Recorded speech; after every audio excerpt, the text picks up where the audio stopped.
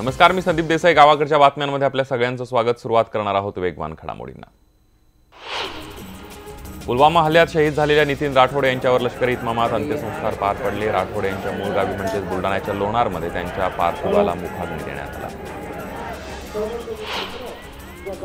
आपल्या गावातल्या वीराला अखेरचा निरोप देण्यासाठी पंचक्रोशीतल्या स्थानिकांनी मोठी गर्दी केली होती. संपूर्ण गाव नितीन राठोड यांना दादा नावानं ओळखायचं. मात्र दहशतवादी हल्ल्यात लोणारचा दादा शहीद झाला. गावातल्या प्रत्येक घरचा सदस्य हरपल्याची भावना ग्रामस्थांनी व्यक्त केली. पुलवामा दहशतवादी हल्ल्यातील शहीद जवान संजय राजपूत यांनाही अखेरचा निरोप देण्यात आला. तर त्यांच्या पार्थिवाच्या अंत्यदर्शनासाठी अलोट जनसागर उसळला होता.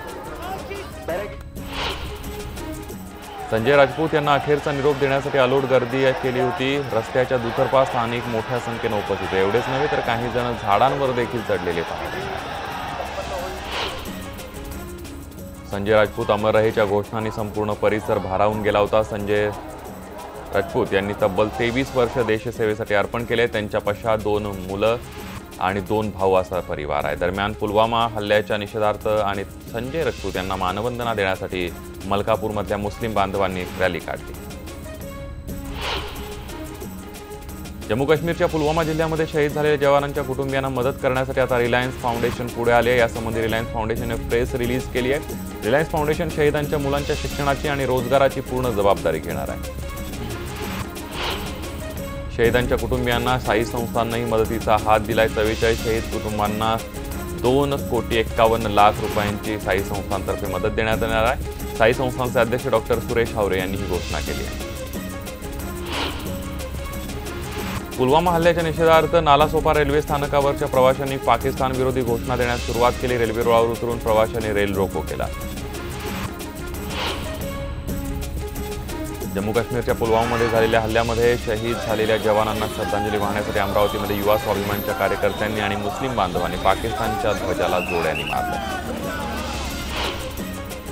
रत्नागिरीच्या दापोलीमध्येही पाकिस्तान मुर्दाबादच्या घोषणा देण्यात आल्या. व्यापाऱ्यांनीही बाजारपेठा बंद ठेवत निषेध व्यक्त केला. तर विद्यार्थ्यांनीही पाकिस्तान विरोधी घोषणाबाजी केली. इंदापूरमध्ये वकील संघटनेच्या वतीनं दहशतवादी हल्ल्याचा निषेध करण्यात आला. यावेळी शहीद जवानांना श्रद्धांजली वाहण्यात आली. सोबतच इंदापूर न्यायालयात ते तहसीलदार कार्यालयापर्यंत मोर्चाही काढण्यात आला. भुसावळमध्ये हल्ल्याच्या निषेधार्थ दुकानं बंद ठेवण्यात आली. तर सर्व समाज बांधवांनी एकत्र येत आक्रोश मोर्चा काढला. सोबतच पाकिस्तान मुर्दाबादच्या घोषणाही देण्यात आल्या. पुलवामा इथं दहशतवाद्यांनी केलेल्या भ्याड हल्ल्याच्या अहमदनगर जिल्ह्यात ठिकठिकाणी निषेध करण्यात आला. राहता शहरातील कडकडीत बंद पाळत निषेध सभेचं आयोजन करण्यात आलं होतं. या निषेध सभेमध्ये मोठ्या संख्येनं नागरिक सहभागी झाले होते. रत्नागिरीतल्या चिपळूणमध्ये सावर्डे इथं व्यापाऱ्यांनी बंद पाळला. यावेळी बाजारातील दुकानंही बंद ठेवण्यात आली. पाकिस्तान मुर्दाबादच्या घोषणा देत विद्यार्थ्यांनी आपला रोष व्यक्त केला. तर शहीद जवानांच्या कुटुंबियांना आर्थिक हातभार लावण्यासाठी निधी जमवायला नागरिकांनी सुरुवात केली. रायगडमध्ये दहशतवादी हल्ल्याच्या निषेधार्थ निषेध रॅली काढण्यात आल्या. मारुती नाका, शेतकरी भवन, आंबेडकर चौक भागामध्ये या रॅली काढण्यात आल्या. तर महाड, श्रीवर्धन इथं पाकिस्तानचे झेंडे जाळून सोडवण्यात आले. वर्ध्यामध्ये काल व्यापाऱ्यांनी बंद पाळला. तर काही ठिकाणी फक्त अत्यावश्यक सेवा सुरू होत्या. यावेळी युवा व्यापाऱ्यांनी रॅलीही काढली. हिंगोलीमध्ये व्यापाऱ्यांनी बंद पाळला. यावेळी प्रशासनाला निवेदन देऊन या भ्याड हल्ल्याच्या निषेधासाठी पावलं उचलण्याचं आवाहन केलंय. तर शहरामध्ये अत्यावश्यक सेवांव्यतिरिक्त इतर सेवा बंद होत्या. रत्नागिरीच्या खेडमध्ये कडकडीत बंद पाळण्यात आला. खेड परिसरातील सर्व दुकानं बंद करण्यात आली होती. तर हजारोंच्या संख्येनं नागरिक रॅलीमध्ये सहभागी झाले होते. येवला आणि चांदवड तालुक्यातल्या गावांमध्येही कडकडीत बंद पाळण्यात आला होता. तर पाकिस्तानच्या प्रतिमात्मक पुतळ्याचं दहन करण्यात आलं. मालेगावचे माजी आमदार मुफ्ती इस्माई यांच्या नेतृत्वात रॅली सुद्धा काढण्यात आली. सांगलीमध्ये दहशतवादी हल्ल्याच्या निषेधार्थ सर्वपक्षीयांनी एकत्र येत श्रद्धांजली वाहिली. तर पोलीस प्रशासन आणि जिल्हाधिकारी कार्यालयातील कर्मचाऱ्यांनी आपल्या 1 दिवसाच्या पगारामध्ये कपात करत शहीदांना मदत करण्याचं ठरवलं. इंदापूरमध्ये हुतात्मा जवान स्मृतिचिन्ह लावून कॅन्डल मार्च काढण्यात आला. यावेळी शेकडो नागरिकांनी एकत्र येत शहीदांना श्रद्धांजली वाहिली. तर संतप्त झालेल्या नागरिकांनी पाकिस्तानचे झेंडे जाळले. अमरावतीच्या चांदूरमध्ये कॅन्डल मार्च काढून शहीदांना आदरांजली वाहण्यात आली. यावेळी पाकिस्तान विरोधी जोरदार घोषणाबाजी करण्यात आली. अहमदनगरच्या संगमनेर तालुक्यातल्या घारगाव इथं सर्वपक्षीय नेत्यांनी आणि कार्यकर्त्यांनी एकत्र येत पुलवामाच्या दहशतवादी हल्ल्याचा निषेध केला। यावेळी पाकिस्तान विरोधी घोषणाबाजी करून पुतळ्याचं दहनही करण्यात आलं। सांगलीमध्ये सर्वपक्षीय कृती समिती आणि व्यापाऱ्यांनी बंद पाळलाय। शहरामधून रॅलीचंही आयोजन करण्यात आलं, तर निषेध रॅली काढून शहीद जवानांना श्रद्धांजली वाहण्यात आली। पंतप्रधान नरेंद्र मोदींनी धुळे जिल्ह्याच्या दौऱ्यावर होते। यावेळेला त्यांच्या हस्ते मनमाड धुळे इंदूर रेल्वे प्रकल्पाच्या पहिल्या टप्प्यातील नवीन रेल्वे मार्गाच्या कामाचं भूमिपूजन करण्यात आलं। जुन्नरमधील लेण्याद्रीच्या पायथ्याशी असलेल्या गोळेगाव इथं द्राक्ष महोत्सवाचं आयोजन करण्यात आलं। पुढील 4 दिवस हा महोत्सव सुरू राहणार आहे। या महोत्सवाला मोठ्या संख्येनं नागरिकांनी हजेरी लावली। बहुजन वंचित आघाडीनं परभणी हिंगोली वगळून मराठवाड्यातील सर्व जागांची घोषणा केली आहे। त्यामुळे काँग्रेस राष्ट्रवादीसोबत आघाडीची शक्यता पूर्णपणे मावळली आहे। महाराष्ट्र राज्य शिक्षक परिषद प्राथमिक विभागाचं राज्यस्तरीय महाअधिवेशन महाडच्या भिलारे मैदानावर पार पडले। यावेळी प्रामुख्याने शिक्षकांसाठीची MSCITची सक्ती रद्द करावी, नवीन शिक्षकांना जुनी पेन्शन योजना लागू करावी अशा विविध मागण्या यावेळी करण्यात आल्या। पुलवामा इथं दहशतवाद्यांनी केलेल्या हल्ल्याच्या पार्श्वभूमीवर माघी एकादशीच्या निमित्तानं पंढरपुरात विठ्ठल मंदिराच्या सुरक्षा व्यवस्था कडक करण्यात आली आहे। यात्रेच्या बंदोबस्तासाठी यापूर्वीच सुमारे 1100 पोलीस तैनात करण्यात आले। पुलवामा इथं शहीद जवानांना श्रद्धांजली देण्यासाठी हिंगोली शहर आणि कळमनुरी इथं नागरिकांनी कॅन्डल मार्च काढून शहीदांना श्रद्धांजली वाहिली। हिंगोली शहरातील गांधी चौकीतून कॅन्डल मार्च काढण्यात आला, तर कळमनुरी शहरातील बस स्टँड ते गुजरीपर्यंत मार्च काढण्यात आला।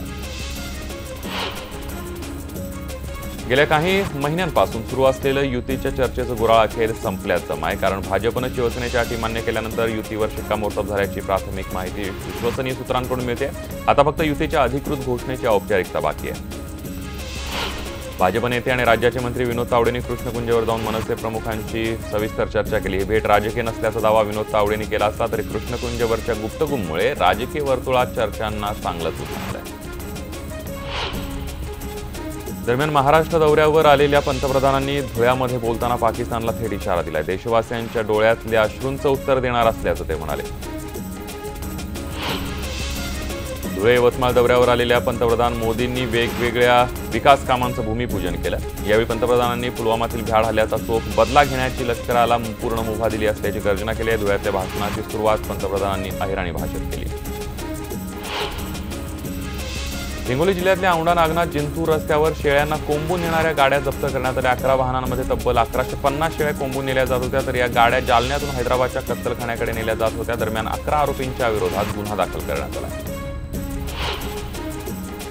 बीडमध्ये अत्याचाराच्या गुन्ह्यातील पलायन केलेल्या आरोपीला अखेर पोलिसांनी जेरबंद केले। कर्नाटकातून त्याला ताब्यात घेण्यात आले। अनिल पवार असं या 20 वर्षीय युवकाचं नाव आहे। त्याच्यावर अल्पवयीन मुलीला पळवून नेल्याचा आणि तिच्यावर अत्याचार केल्याच्या गुन्ह्याची नोंद आहे।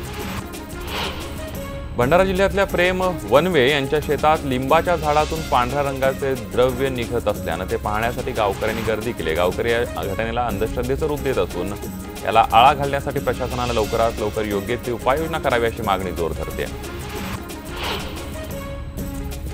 बातमी आहे पंढरपुरातून माघी एकादशी निमित्त विठ्ठल रखुमाईच्या दर्शनासाठी लाखो भाविक पंढरीमध्ये दाखल झालेत। विठ्ठलाची नित्यपूजा मोठ्या भक्तिभावानं पार पडली। दर्शन रांगेतील भाविकांसाठी मंदिर समितीच्या वतीनं 24 तास स्वच्छ आणि थंड पाण्याचा पुरवठा करण्यात येतो।